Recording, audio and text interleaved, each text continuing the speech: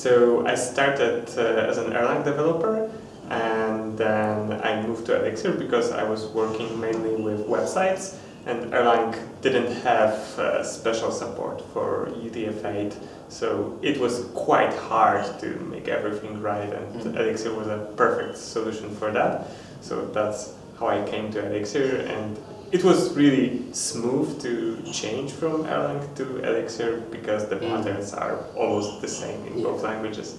Both run on the beam, right? So your talk was Elixir, Elixir and money, right? Yep. Elixir and money. And I'm only somewhat familiar with what the talk is. So could you give me a little summary?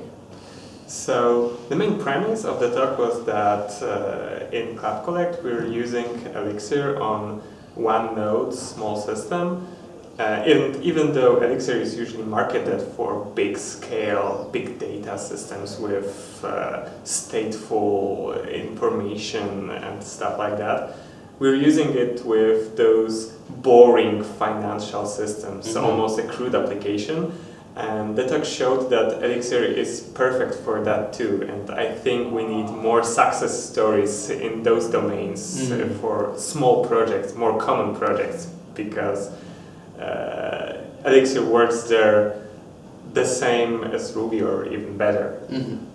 And that was the motivation for your talk. You wanted to encourage people to build more smaller applications rather than huge projects. Exactly. So don't reach for Elixir only when you have the scalability problems. You can reach for it even for your small projects if you don't think you need to grow any time in the future. Interesting. Have you been to any Elixir conferences before? Yeah, I was at ElixirConf Berlin last year, and I really enjoyed that too.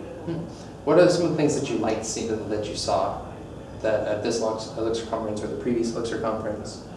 So the most important thing is meeting all the people. So the time between talks is absolutely great, just because you can learn so much, exchange the knowledge, and very often people come to me, and when I say what I'm doing, they come up with ideas or those new libraries I haven't found yet and stuff like that. So it's really important just to network and to know who is doing what with Elixir. I see. What's something that you wish you saw more of? I would like to see more about Nerv's project. I very much like those talks about embedded systems.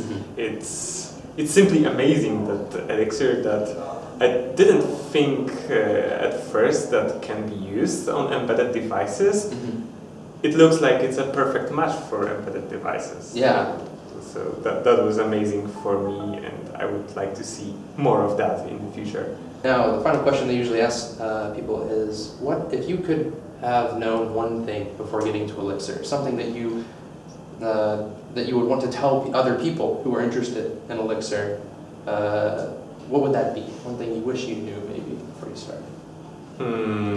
Not sure about that, because coming from the Erlang background, yeah, I already knew most of the difficult OTP stuff, so then, and things like that. But I think that what I already said is that you should try Elixir and Phoenix for your small projects, because functional programming is great for modeling business domain, and not only for those really hard problems that maybe you will never face. That was a great talk. Thank you.